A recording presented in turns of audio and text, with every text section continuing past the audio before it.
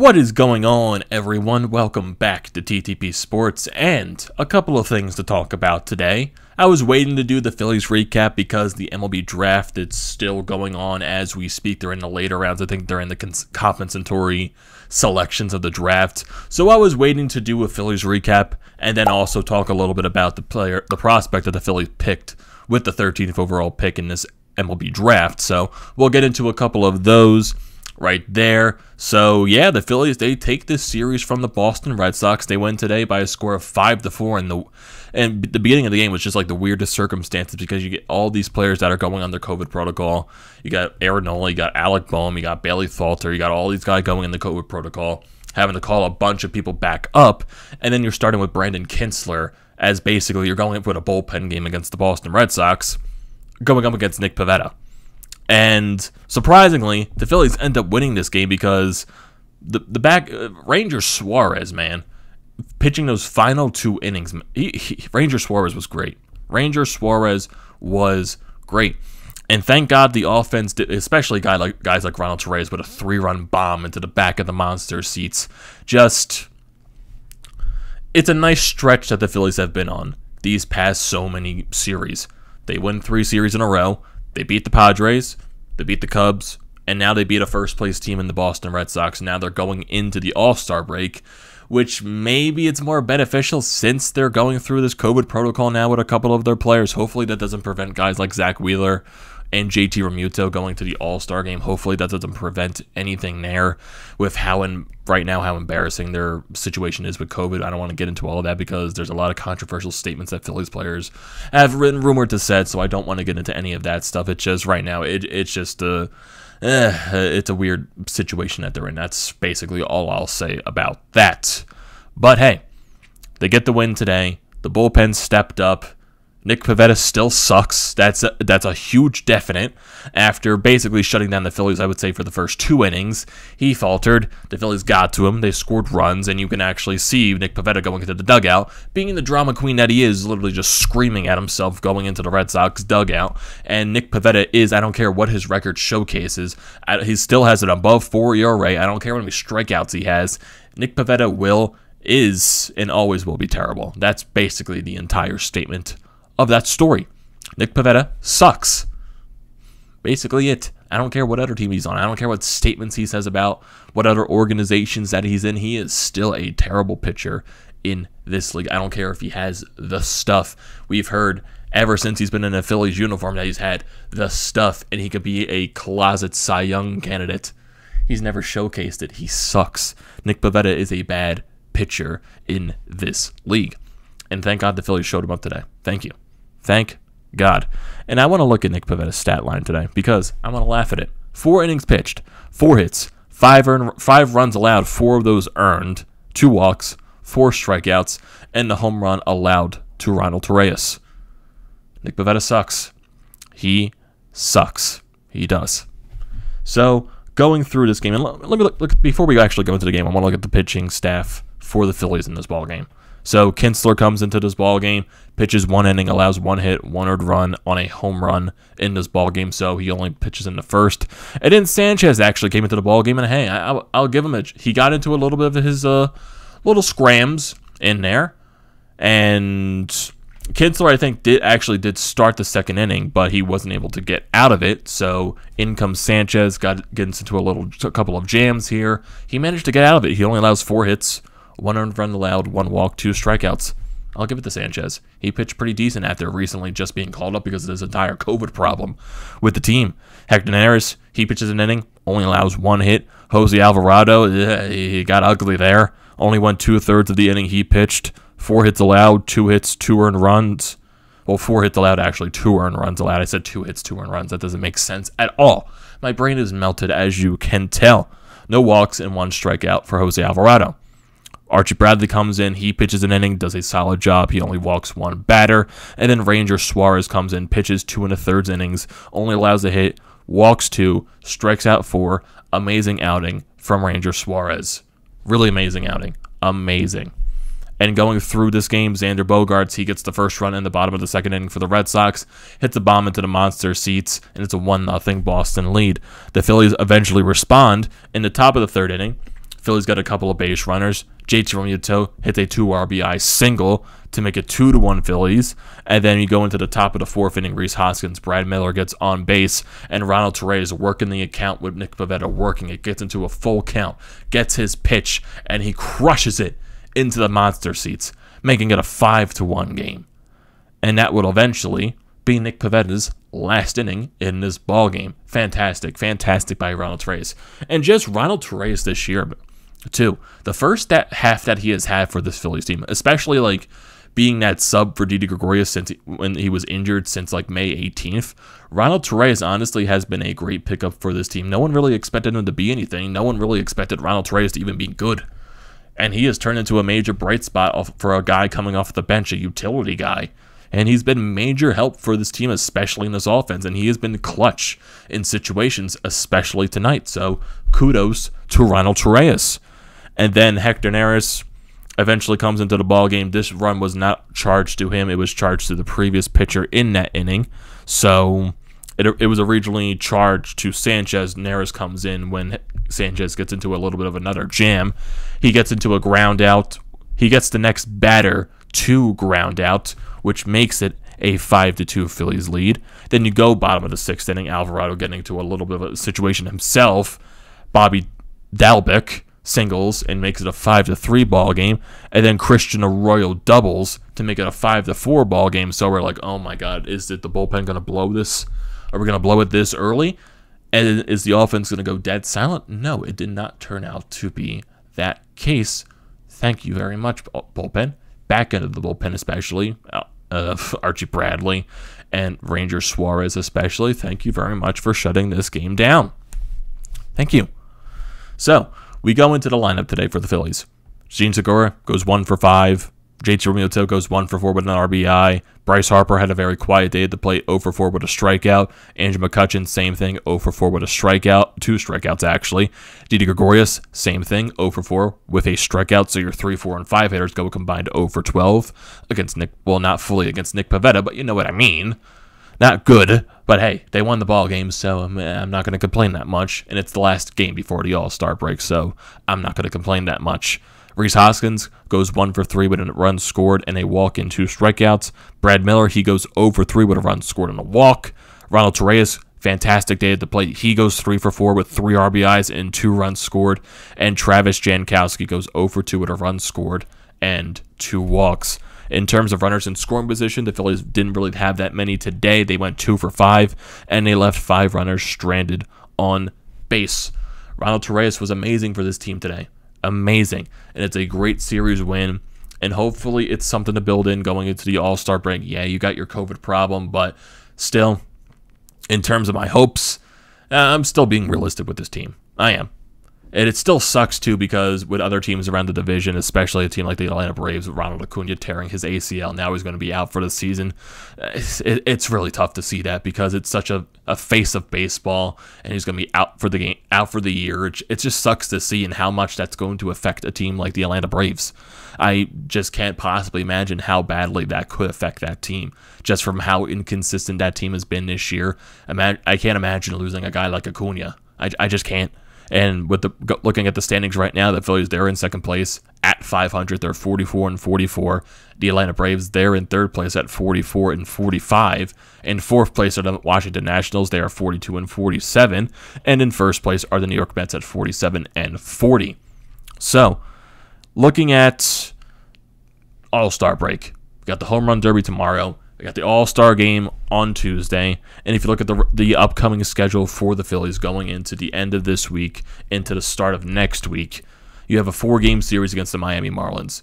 You got two 7-inning games and a doubleheader on Friday. You got a 6:05 start on Sunday the 17th, and you got a 1:05 start on the 18th. And then you look into next week, you're off on Monday. You have 2 road games in the Bronx against the Yankees, and then you're home for a 4-game set against the Atlanta Braves, and then another home 4-game set against the Washington Nationals from the 26th to 29th. And then you go on the road to close out the month against the Pittsburgh Pirates and the Washington Nationals. A 3-game set against the Pirates, another 4-game set against the Nationals. So it's going to be a tough schedule coming back because now you got to prove yourself again. Okay, you beat the Padres. You beat a good team in the Padres. You beat a bad team in the Cubs, and then you beat a series with a really good team in the Boston Red Sox. Now you're going to be coming back against a team like Miami, who you've been notoriously struggling against for the past so many seasons.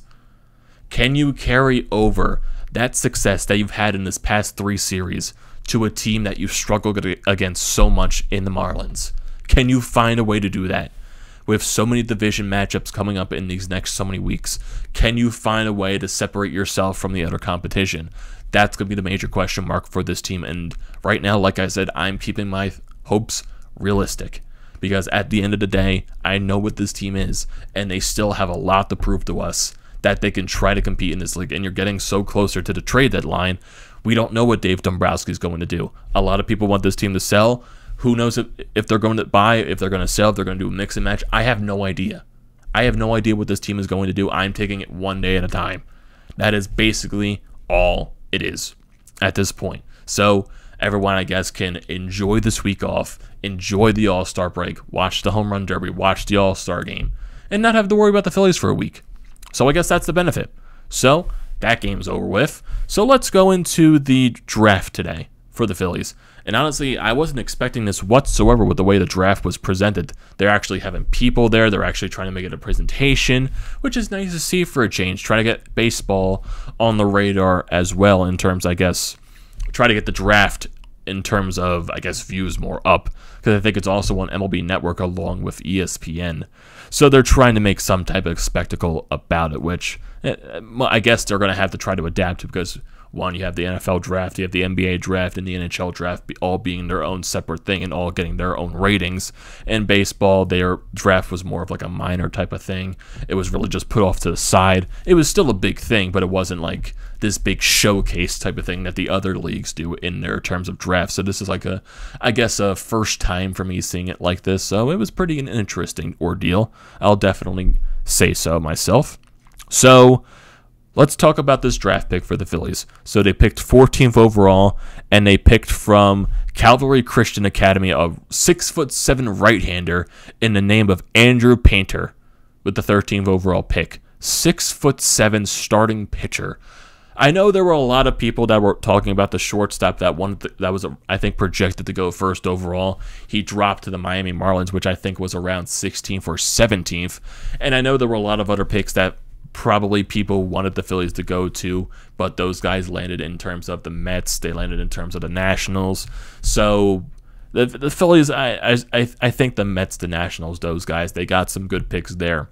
I think some people were undermining this pick because it looks like the Phillies are once again picking towards a need in their organization, which, yeah, definitely. This team desperately needs pitching prospects because they have really Mick Abel is their top pitching prospect, and he's not even close to AA yet.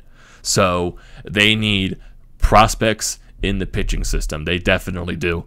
But I can understand other people's arguments because in the Major League Baseball draft, you don't pick for needs. You pick best player available. But I can understand in terms of where the Phillies are going because you don't have many pitchers in your prospect system. The guy that everyone wanted you to pick was a shortstop. You have so many other shortstops that you drafted over the years. You have Bryson Stott, who's probably your top prospect right now. You also picked Casey Martin last year. I think you also have Luis Garcia, who's also a shortstop. So you have so many shortstops down in the pipeline where the Phillies really going to pick another shortstop. So I can understand that thought process at the same time. So they need pitching. I'm really intrigued by a guy that's 6'7", and he is a pitcher. And there's also some little details about here. He played high school baseball with Joe Girardi's son at the Calvary Christian Academy in Florida. So there's something interesting to go around here. So if you're looking into the details about Painter, like looking into his scouting report and all that, the type of pitches that he throws, because a lot of the scouts, they're really intrigued by his off-speed stuff, his changeup, his slider. And he has a fastball, too, that can reach up to 97, can maybe touch 99.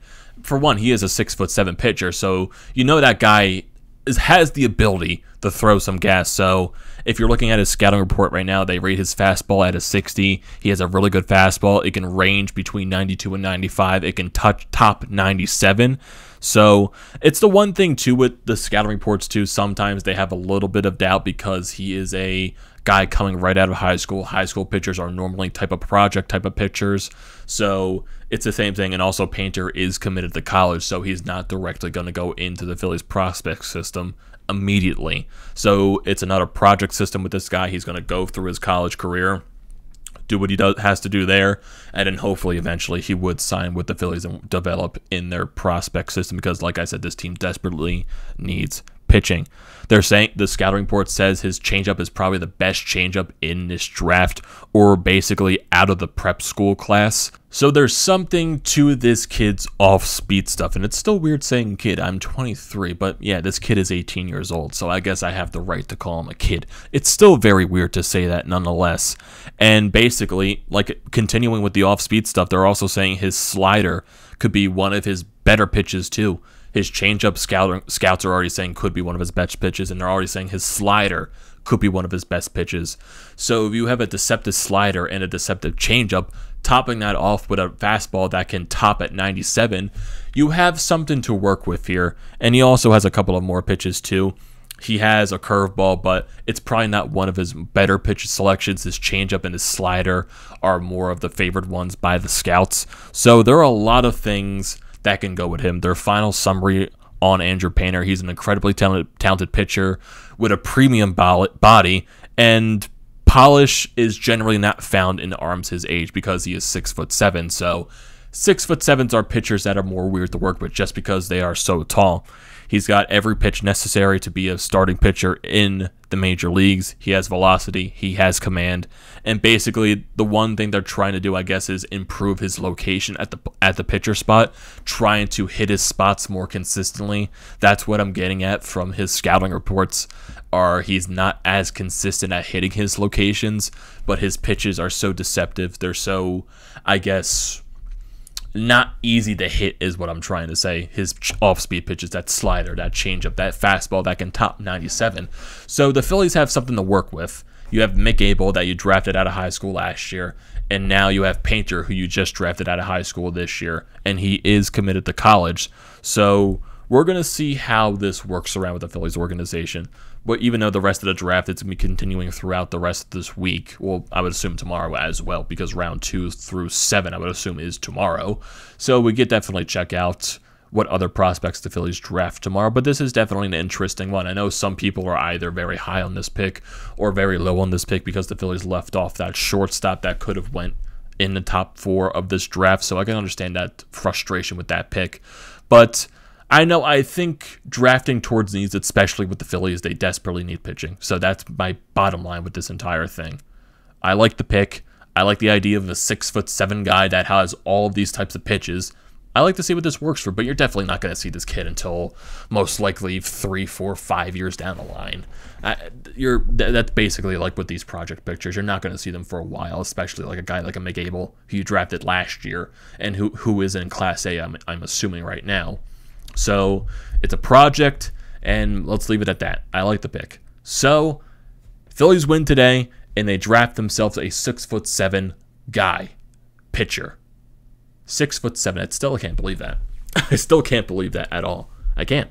So what are your thoughts on this video, everyone? What are your thoughts on the Phillies win today, their series win going into the All-Star break, and also this pitcher that they just drafted in Andrew Painter, the 6'7" right-hander? So I want to hear all your thoughts down in the comment section below, so don't forget to leave them down there. Don't forget to drop a like on this video. Don't forget to check out the Painted Lines, which I'm a part of. Their links are down in the description below. And don't forget to check out the links to BrodesMedia, the Florida Pod merch website, and Flyers, Nitty Gritty. All of that stuff's down in the description below. And also, don't forget to like, comment, and subscribe to the channel, everyone. And I will see you next time.